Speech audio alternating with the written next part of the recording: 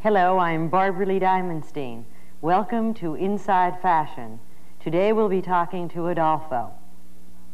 Adolfo, a Cuban-born designer of this classically tailored, easy-to-wear suit. It and his dresses and ball gowns make women feel comfortable and even glamorous. It's a real pleasure to have you join us. Thank you. Recently, I heard a well-known designer say that the most important thing to know about fashion design is the selection of fabric. Is that an idea with which you would agree? Actually, I think if you have a feeling for a design, you can pick up a little piece of anything and just make what you want to do. But what about cut and pattern? I always thought it was important to understand the difference between the bias and the straight. Well, I must say that's extremely important. You know, early in my career, I found that was to really do anything, you really have to be very, very, very sure how the fabric moves and all of that. You know. What's most important to you in choosing a fabric? For example, like silk, I like silk to be really heavy and exciting to touch because then it drapes much better. And I like velvets and all kinds of fabrics. I like satin, brocades, all kinds of things like that. How do you decide on what colors to choose? I could dress the whole wall in black if I could, but that's not possible. So we have to think of white sometimes. How do you decide what silhouette or what hemline to show? Well, actually, you know, the type of clothes I design, I feel that they should be long-lasting. I think my clothes are quite expensive, and they should not be purchased just for one season. I think you should wear them this year, next year, then you get tired of them, put them in the closet and take them out again, and you can wear them for 10 years or longer. How should women decide what style they should wear? Well, that's a rather elastic question because you know, it's very difficult. You know, sometimes I see clients that I would like them to look one way and they want to look the other way. So sometimes we contemporize. Who generally prevails? Isn't the customer always right? The mirror, I think. Because, you know, I insist that they look at the mirror and then I think they get a better idea if it's good or bad. By the way, is there such a thing as a classic hemline? No, not really. Is there any length that you especially prefer? No, I like, actually, today I like them just touching the knee barely. And then sometimes I like them a little longer than the knee, but I don't like mid-calf skirts and things like that. Why not? I think they're old and they're, in the sort of thing I do, it's not, it doesn't work well. Let's backtrack for a moment. You spent your childhood in Cuba. Yes. Was there a fashion tradition there? Oh yes, very much indeed. I was raised by my aunt, who was a rather marvelous, well, I would say she was eccentric in sort of a very elegant way of living, you know. And she used to tell me that, she says in the 20s, she came from Paris and she has all her hair cut. And people used to follow her in the street with the very short dresses and all of that. When you left Havana yes. for Paris at the ripe old age of 17, you managed to land a job immediately at a very well-known couture house. For whom did you work, and what did you do there? Well, you know, sometimes they say that I work at Balenciaga, which of course I did.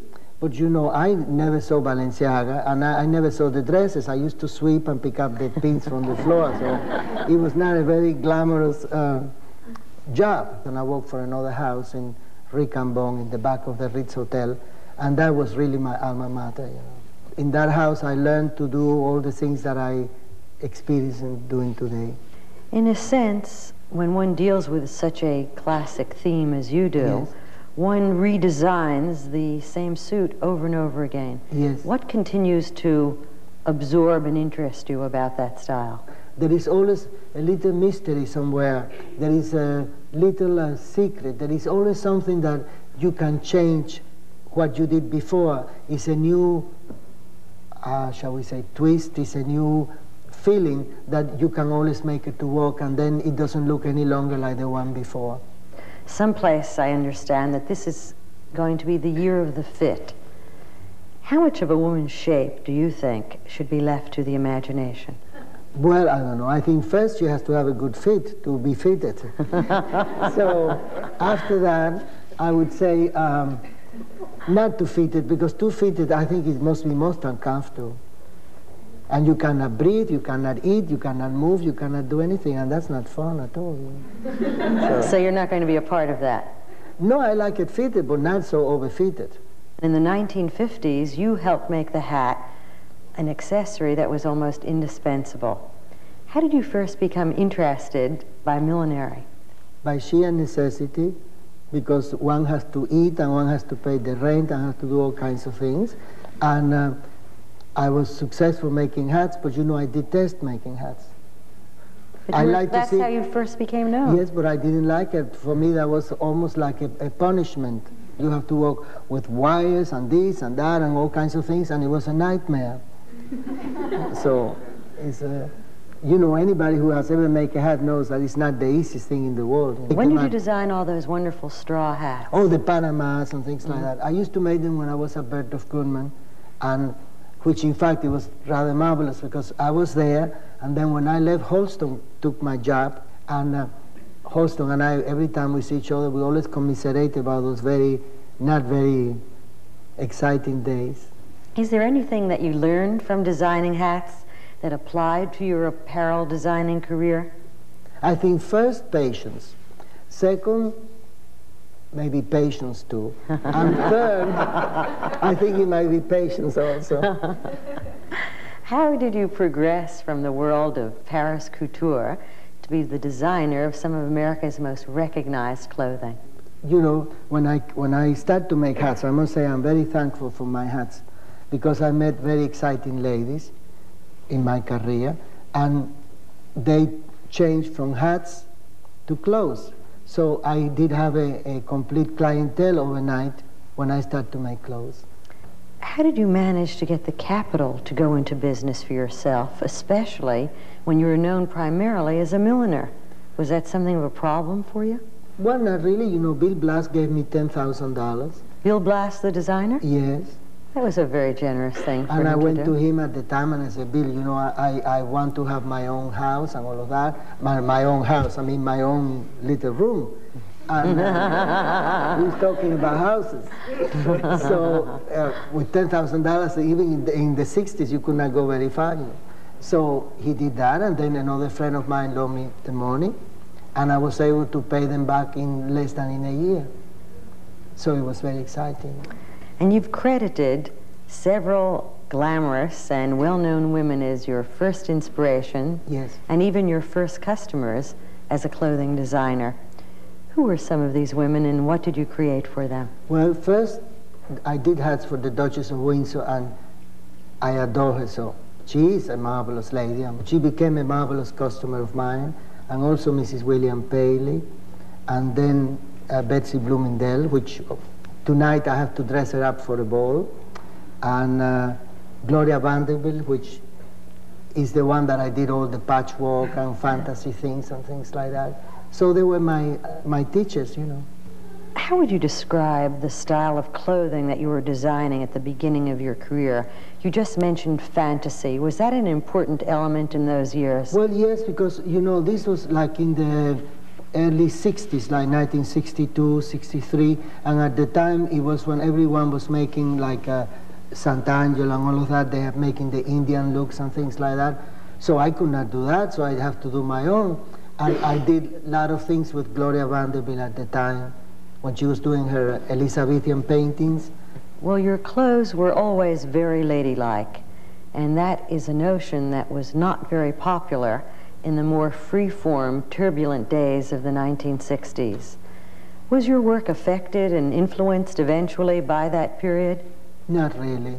I don't think so. Well, what were you designing when everyone was either in jeans or rich gypsies? Well, I did my own patchworks, and it works. And it was like, you know, everybody was dressing very short skirts and all of that, you know. And mini skirts. The mini skirts and micro minis and things like that. I did not particularly like to do that. So I did my own fantasy that way. And then little by little, I started to make the suits that became so popular. And little by little started to change. And then I learned to work in knitting machines, which I was very much interested in that. Well, that is one of your innovations, and as I recall, that occurred in probably the mid-'60s as well, your use of knit fabrics. 60s. How did that style begin? To me, it's very interesting because the suits that I make, mostly they are done in knits, and what I did like to do was to actually not to copy, but you know, to see the textile fabrics and then make my knits to look like fabric. Are there any artists whose work has inspired your fabric designs or color combinations or a certain style or look? I am not inspired like other designers by museums and things like that. I'm more inspired by my clients. Fashion, the inside story, will return in a moment.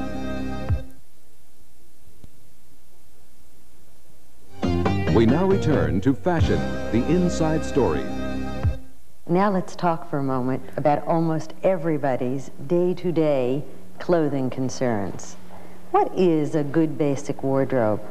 I'm talking to you about the woman who buys my clothes. I think a suit is very good, and maybe an afternoon dress, a dress you can wear in the afternoon or going into night, or a suit that you can change the blouse and you can wear it late in the evening. And I think with 4 or 5 pieces of garments, you can really travel and go all over the world. If someone had $1,000, which sounds like How much? $1,000. You buy a blouse? Do you mean that? No, not really. Well, you almost buy 2 blouses. Oh boy, I think it's true. But if someone had $1,000 to spend, in general, yes, how would you suggest they do that? Oh, I would buy a pair of jeans. I think jeans are very good, and a little blazer, and a white shirt, and maybe a black knitted dress or black crepe dress.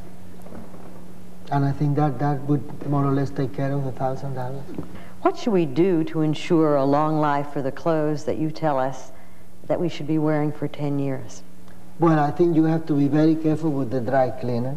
I would say place them on a drawer, you know, and then like if you are going to wear the dress tonight, it would be nice to put it over the bed so when you put it on, it's completely, you know, flat and all of that, and not to clean it so much because I think that's a pity, you know. How often to clean them? I think not too often, really. Well, how do you get them to keep their shape, then? When we make the knitting part of the fabric, we hang it for a week, so you get the complete length of the... It's already stretched. It's already stretched, and then we make the dress. And it's done by hand, so it works out very well. Well, handwork used to be much more common in Europe than America, and work done on the continent had a reputation for being much finer than any work that was done here. Is that still the case? Well, I think so, yes. In Paris, and I mean in Europe, there is a great deal of handwork. Well, I assume that much of the work on your designs must be at least hand-finished. It's hand-finished and hand-put together, like the buttons of the suit. These are crocheted by hand, so you never lose the buttons, you know. And then the armholes and the suit is all put together by hand. You're known, even in casual conversation, in fact, I'm surprised you don't have one today, to sport a thimble on your thumb. Oh, yes, and I feel naked without. Do you still get to sew? I never stop sewing. Really? My samples, I like to make them myself. And I like to cut and sew and do the whole thing. Because then I do it the way I like it. Actually, there's something I've always wanted to ask you. Do you have a last name? Yes, my name is Adolfo Sardinia. When did you decide to be known as simply Adolfo? Well, when I started, you know, I think it was easy because to have 2 names, you know, and then I was planning that maybe one day I would be successful, so I better start from the very beginning. Did you ever expect the media to celebrate your work as it has? No, I didn't really. Well, what are your concerns when you dress someone as highly visible as the wife of a president, such as Mrs. Reagan? It's an honor to do that, but I do more or less what Mrs. Reagan would like to be dressed. You know, I would present things and then she said she wants this or the other things, you know. So I feel secure about that I am not doing something that's not correct. If you could dress another leader of your choice, who would it be and what would you create for them? I think I would like to make dresses for the Queen of England because I think she could look very well if I would do things for her. I mean, she looks very well, but I think I could do things. What would you do for her? or the opposite of the way she dresses. Consider the kind of attention, the really avid notice that public figures in their choice of clothing get. For example, the impact of Lady Di's wardrobe and her jewelry, Diane Keaton in her offbeat casual style of dressing, and of course, Nancy Reagan's Adolfo red suit. Does that attention really affect the way other women dress? Oh, I think it does, because I think the media is so strong, you know, that people cannot help, you know, like when you see it on television, then consciously or unconsciously you are bound to be influenced by it somehow. For example, have you sold more red suits than you did in the past? You know, sometimes I get very irritated about when people ask you and they say, oh, you know, I suppose your business is going up and all of that because I make things for Mrs. Reagan. But it's not quite like that at all. I mean, I don't want to enterprise on that. I feel that if I do things for her and she like me to do things for the First Lady, for me it's a work of that I enjoy very much to do, but that doesn't mean that I'm going to sell 1,000 dresses in account of that, because to tell you the truth, I would not even sell them. I feel very strong about that. You would not sell the clothes that she wears, the same style? No, not particularly. I mean, I would not like to go to stores and say, oh, I did a dress for the First Lady, I want you to buy. I think that is not my style. How do you design for a client who does have an innovative style of her own? Well, it's a communication. Sometimes you have people, they come and they insist to have what somebody else has. And that's not very simple, because what is good on you, it might not good in another person. And sometimes it doesn't work. Which American woman or women would you say have had the most impact on the course of American fashion during the last 2 decades? Well, that's a tough answer. Well, I think Mrs. Onassis has a lot to do about that. I've often heard you describe these times as one of a revolving society. What do you mean when you say that? When I have been to stores, I have met clients who would like to come and buy something from me, and then they could not afford it. And then do you realize that 5 or 7 years after, the same person will come and will be a marvelous client, and she would tell me herself, she said, well, you know, when I met you first, I was not affluent to be able to do, but life has changed. And I am able to buy all of these things. And I think society revolves like that. I think America especially is like that. I think people here, they are champions, you know, they work hard and things like that. So it's 99% you succeed if you try, you know. Some fashion designers nowadays extend their ideas to what I think is described as total design. They create things such as sheets, cars, almost anything, as well as clothing and accessories. Are you also involved in licensing products? So I don't like to get involved in things that doesn't mean anything at all and say, Adolfo. I think it's more interesting that I would be pleased with what it carries my name than to have 1,000 things that has nothing to do with me. You know. What's the essential difference between fashion and a fad?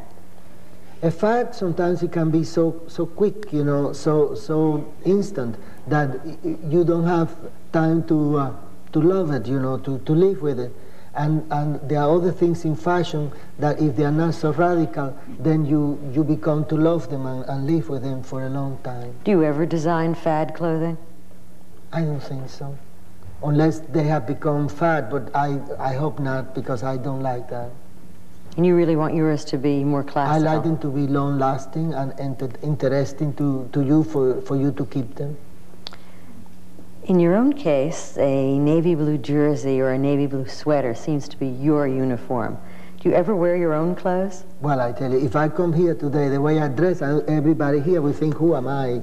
But I even forgot my shoes, you see. I am not interested in myself. I feel that if I put a sweater or something, I don't care the way I look.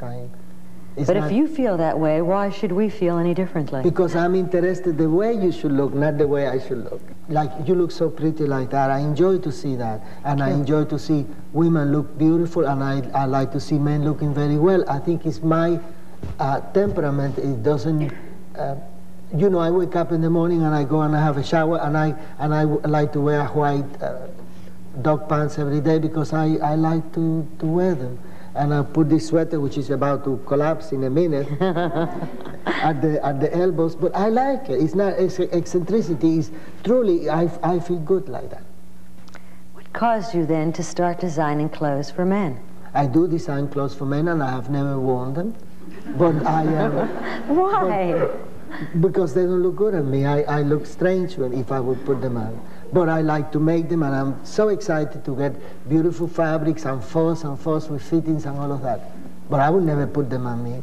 Are there any colors or combinations of colors with which you particularly disapprove? Let me see. There is a color I don't like. I don't like something they call periwinkle. And I hope nobody has that here, because I don't want to offend anybody. But I don't like that. But I like red, I like black. I like red with lots of orange in it. Really red. What do you see as the most neglected area of fashion design? I think, now that I've asked you the question, I think shoes are the most neglected area of fashion design. And they should be so beautiful, you know, because... and they should be so comfortable, too. Yes, but that, you know, that is something that is not... sometimes it doesn't go hand in hand, comfortable and fashionable, but... we try to make them. But that is an important element in your design, isn't it? Well, it is indeed, yes. But shoes is a difficult department, I think. If you were to have a retrospective of your work currently, what would you emphasize? Well, I must tell you, I have a terrible aversion to retrospectives. I don't like to go back on things. I think the past sometimes was very difficult, and I don't want to think about it. So I don't think I would not be a good subject at that. Why? It's like if somebody would come and tell me, do you want to die and come back again? I certainly don't want to return. I don't want to go. Well, I don't mind to go, but I don't want to return. You've said that you don't consider yourself an interesting designer. Besides your obvious humility, what do you really mean when you say that? And who would you consider an interesting designer? I don't think I'm interested at all. I think my job, I enjoy to do what I do, and I like to oblige, you know, and I enjoy enormously to do all the things I do. But I think Bill Blass, for example, is a very interesting person. I think Holston is an interesting person. You're saying interesting person or interesting designer? Both. I think Mary McFadden is absolutely extraordinary. She's you know, that once I saw a dress of her, I liked it so much, I went and I bought it, and I took it to my house to look at it, because I think they're so beautiful. What do you see as the future direction or emphasis of your work? Well, I'm very philosophical about that. I think I would like to do the things I do until people want them. When they don't want them anymore, then I will go away. Where would you go? Oh, I take my dogs and I pack and go someplace else. In addition to obviously being one of the nicest and most reliable of men, Adolfo is also a designer who can be counted on for clothes whose cut, line, and fit are classically American and permanently in fashion. Thank you, Adolfo, for your candor and generosity.